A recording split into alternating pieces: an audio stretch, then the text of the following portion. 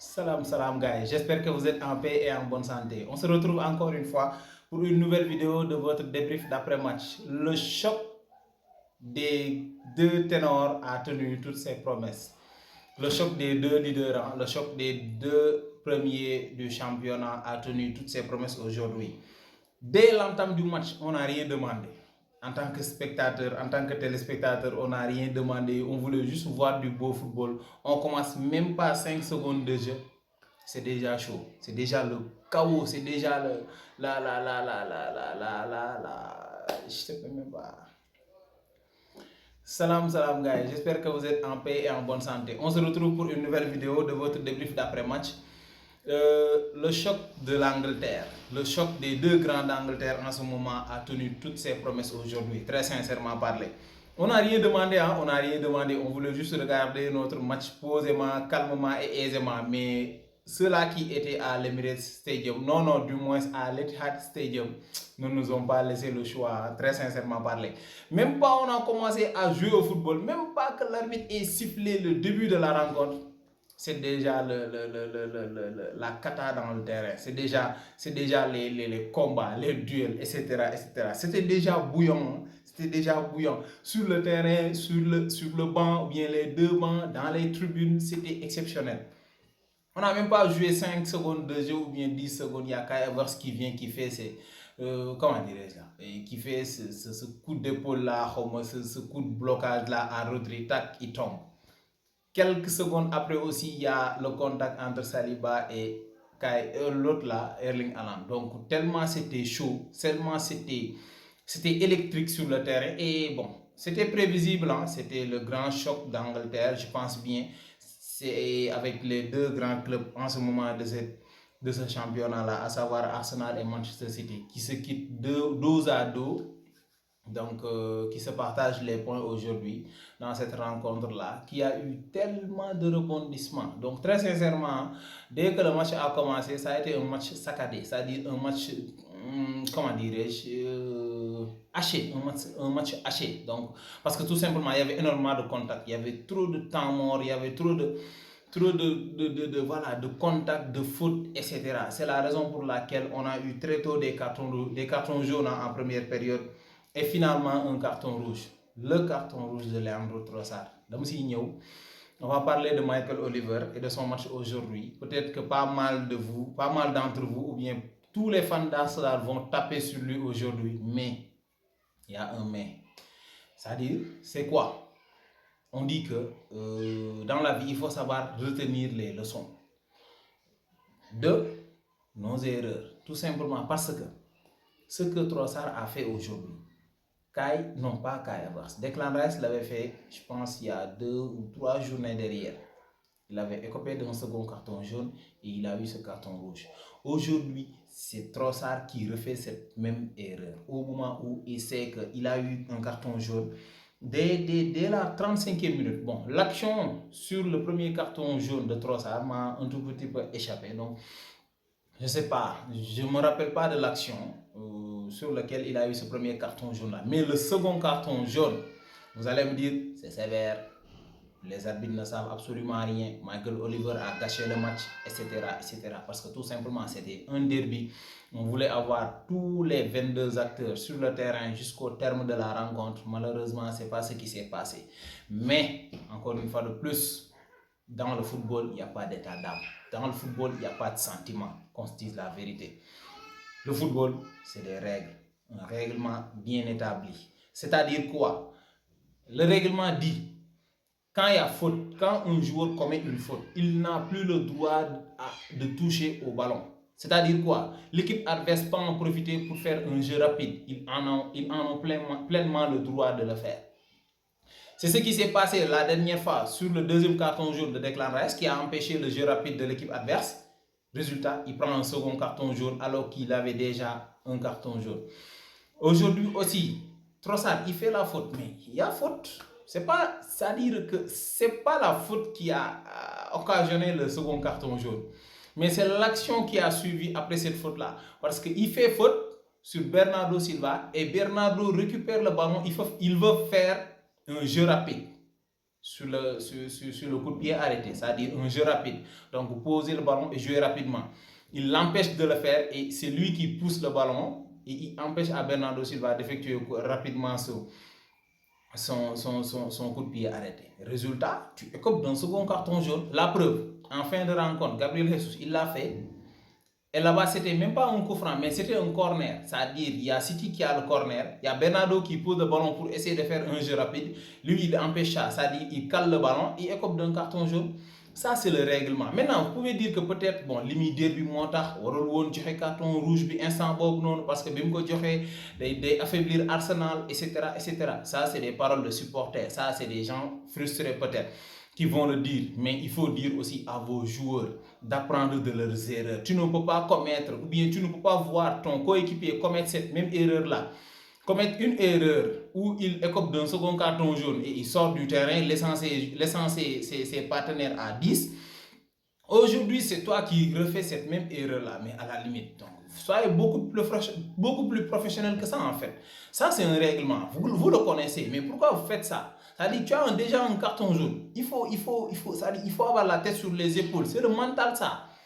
Il faut être très intelligent par rapport à ces genres de situations-là, par rapport à ces petits détails-là. Maintenant, malheureusement, vous le faites et vous mettez en mal l'arbitre contre les téléspectateurs ou bien contre vos supporters, alors que c'est vous le fautif. C'est trop ça le fautif. Il n'a pas le droit de toucher le ballon. Il n'a pas le droit de toucher le ballon. La preuve, quand tu fais faute, même si le joueur adverse pose le ballon et ça dit, il te tape le ballon, ça dit, il fait la passe, mais il te vise et le ballon te touche. Tu as carton jaune.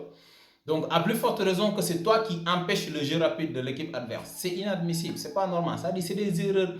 C'est des erreurs tellement élémentaires dans le football qu'il faut vraiment que ces boys d'Arsenal là commencent à les éviter parce qu'il y en a déjà deux cette saison et c'était pas du tout normal. Et à chaque fois, ça fausse complètement la physionomie du match, d'autant plus que tu te retrouves à 10 face à Manchester City. Normal que tu souffres. La dernière fois, nous, Barcelone, on s'est retrouvé à 10 face à Monaco. Donc, on va nous dire que Monaco, c'est une petite équipe. Et pourtant, on a souffert. Ils nous ont tapé. Aujourd'hui, vous avez terminé à 10. C'est-à-dire vous avez joué une mi-temps à 10 face à Manchester City. Normal que la physionomie du match donne ce qu'il a donné. Comment dirais-je, donne ce qu'elle a donné en seconde période, c'est-à-dire une seconde période largement, pratiquement jouée dans la moitié des terrain de cette équipe d'Arsenal là. Donc, et vraiment, bravo à eux, bravo à eux. Ils ont tenu très sincèrement jusqu'à la dernière seconde du temps additionnel, malheureusement. Ça dit que cette équipe de Pep Guardiola là, ils sont injouables. Ça dit c'est ça. Ils sont fatigants en fait. Dañ lay sonal tellement parce que quand tu souffres, tu souffres, tu souffres. Regardez, possession de balle 78-22, c'était énorme, c'était très très très très dur.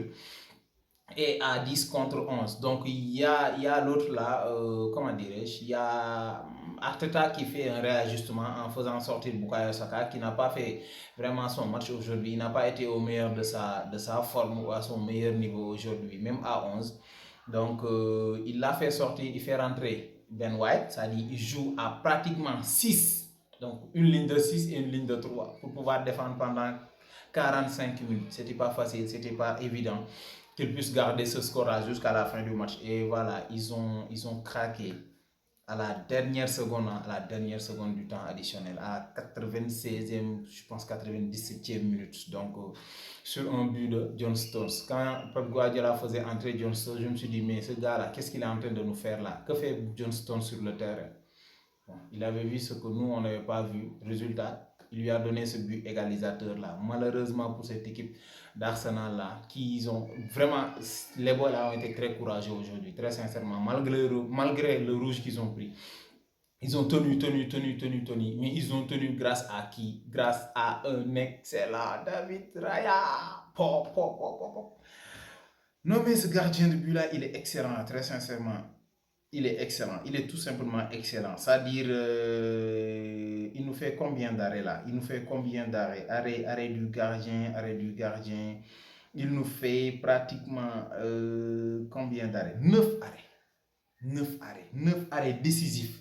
0 arrêt de la part de Ederson. 0 arrêt. Nombre de tirs cadrés, nombre de tirs, 33 tirs pour Manchester City. 11 cadrés, 5 tirs pour Arsenal, 3 cadrés. C'était énorme, c'était exceptionnel. Mais un excellent David Raya. Il a été énorme. Et c'est pas surprenant hein, parce que tout simplement, la dernière fois, il sort Arsenal d'un match où il devait perdre, d'autant plus que contre l'Atalanta en Champions League, parce que Arsenal concède un penalty, il fait l'arrêt du moins, ensuite il fait un double arrêt sur la tête et d'autres arrêts très décisifs aussi dans le match. Donc heureusement pour cette équipe d'Arsenal-là, qui aurait pu vraiment mériter les 3 points, malheureusement, ça ne s'est pas fait, ça ne s'est pas réalisé. Donc ils vont devoir attendre encore pour essayer de chipper cette première place-là à Manchester City. City de son côté, ils ont déroulé comme d'habitude, hein, mais encore une fois de plus, ils se font prendre par contre-attaque encore une fois de plus. C'est-à-dire leur faiblesse c'est ça. D'autant plus qu'ils attaquent jusqu'au niveau de la ligne médiane. C'est normal que quand ils sont contrés, ils encaissent, ils concèdent des occasions de but. Heureusement pour eux que c'est pas Real en face, parce que si c'était le Real Madrid en face, ils auraient pu encaisser plus que ça. Mais on va revenir encore une fois de plus sur les balles arrêtées. Les balles arrêtées. La dernière fois, je l'ai dit, Arsenal l'année dernière, ils ont été la meilleure équipe sur coup de pied arrêté. Je pense bien que cette année-ci aussi, ils vont encore l'être. Grâce à qui? Grâce à Nicolas Javert. Donc ce Français-là, il est exceptionnel.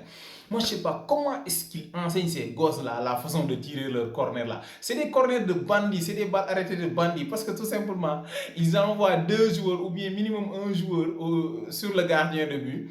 À 2 reprises, on a vu Martinelli bloquer Ederson par terre parce que tant que le gardien ne décolle pas, il n'y a pas faute. Donc il y a Martinelli qui bloque Ederson sur le premier coup. Il y a la tête de Gabriel qui passe tout juste au-dessus de la barre.